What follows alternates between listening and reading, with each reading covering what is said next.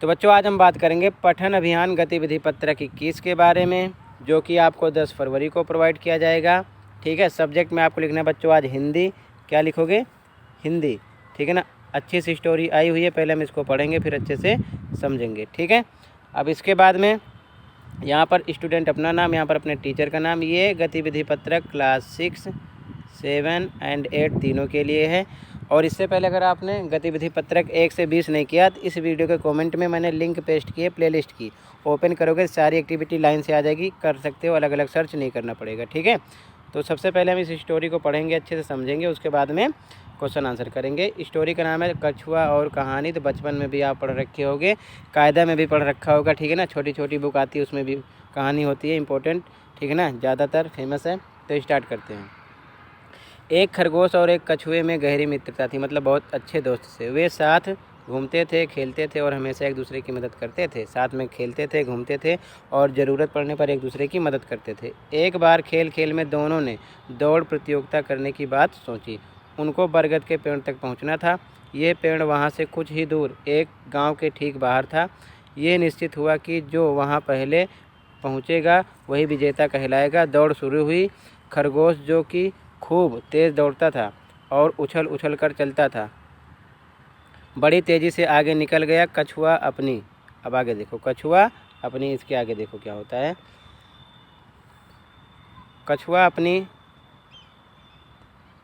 यहाँ पर थोड़ा 1 मिनट दिख नहीं रहा है। कछुआ अपनी, हाँ अब देखो आगे। कछुआ अपनी आदत के अनुसार चल रहा था, मतलब वो धीरे चलता था, एकदम धीरे धीरे। कुछ देर दौड़ने के बाद खरगोश ने पीछे मुड़कर देखा तो उसे कछुआ दूर तक कहीं दिखाई नहीं दिया। पास में ही एक ऊंचा घना पेड़ था। धीमी धीमी हवा चल रही थी। खरगोश ने सोचा कि थोड़ा सुस्ता लेता हूँ का मतलब आराम कर लेता हूँ, फिर जल्दी से आगे बढ़ जाऊँगा। कछुए को तो यहाँ तक पहुँचने में अभी देर लगेगी। ये सोचकर वह पेड़ के नीचे लेट गया। ठंडी हवा ने उसे झटपट सुला दिया, मतलब गर्मी में पता है कि हवा मस्त चलती है तो नींद आ जाती है। उधर कछुआ धीरे धीरे पेड़ की ओर बढ़ता जा रहा था। खरगोश काफ़ी देर तक सोता रहा। जैसे ही उसकी आंखें खुली, किसकी? उसकी आंख खुली खरगोश की। वह बरगद के पेड़ की ओर भागा। वहां पहुंचकर उसने देखा कि कछुआ तो पहले से ही वहां पहुंच गया है और इस तरह धीरे धीरे ही सही पर लगातार चलकर कछुए ने प्रतियोगिता जीत ली। अब बताओ इस कहानी से हमें क्या शिक्षा मिलती है कि हमें नियमित रूप से अपना काम करते रहना चाहिए, बीच में ना ज़्यादा फास्ट चलना चाहिए ना ज़्यादा स्लो। ठीक है ना, समझ में? मेहनत करने वाले की जीत हमेशा होती है। तो स्टोरी थी, आई होप आपको अच्छे से समझ में आई होगी। अब देखते हैं जो क्वेश्चन दिए गए हैं हमको करने के लिए। ठीक है, तो क्वेश्चन नंबर 1 है बच्चों, कह रहा है कि इस कहानी को अच्छी तरह पढ़कर अपने परिवार के सदस्यों को सुनाइए। तो मैंने जैसे पढ़ के बताया, पढ़कर आप सुनाना। फिर कह रहा है कठिन शब्दों की सूची बनाएं और उनका उचित उच्चारण कीजिए, मतलब पढ़िए और जो कठिन शब्द लगे उसका उच्चारण कीजिए, पढ़िए और लिखिए। तो देख लो आंसर 1 में क्या लिखोगे, आंसर नंबर 1।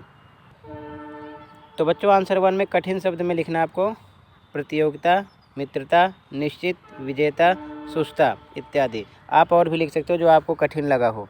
ठीक है, ये आंसर नंबर आपका 1 हो जाएगा। क्लियर है? ऐसे ही आंसर नंबर 1 लिख लो, क्वेश्चन उधर से लिख लेना। अब क्वेश्चन नंबर 2 देखो। क्वेश्चन नंबर 2 कहानी में एक जगह आया है, धीमी धीमी हवा चल रही थी। क्या हवा चलने की आवाज़ को आप महसूस कर पाते हैं? आपको कैसे पता चलता है कि हवा चल रही है? एक वाक्य में लिखिए। तो आंसर नंबर 2 देखो, क्वेश्चन यहाँ से आप लिख लो। आंसर 2 देखो, तो बच्चों आंसर 2 में लिखोगे हाँ, हम हवा चलने की आवाज़ को महसूस कर पाते हैं। पेड़ों के हिलने से, पत्तियों की सरसराहट से और उसके स्पर्श से हम हवा को महसूस कर सकते हैं। मतलब जब पेड़ हिलते हैं, पत्तियों की सरसराहट होती है, हवा बहती है, तो हमारे शरीर में किसी भी, जैसे मान लो फेस पर टच होती है, तो मतलब छूना नहीं है, स्पर्श से हमें महसूस हो जाता है ठंडा ठंडा, गरम गरम की हवा चल रही है।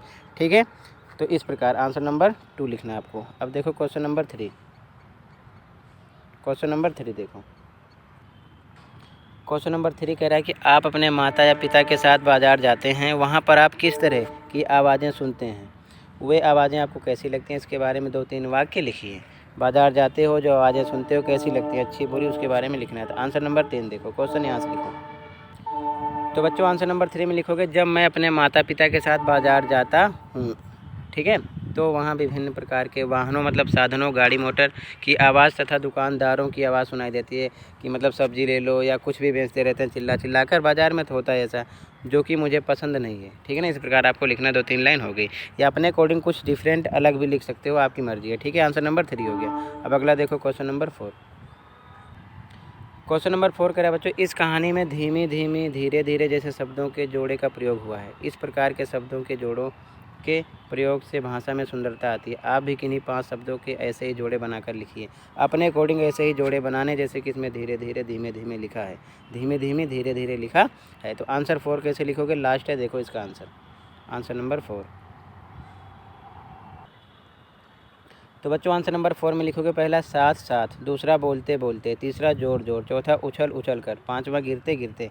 इसके अकॉर्डिंग कुछ अलग भी आप अपने अकॉर्डिंग भी लिख सकते हो, बार बार।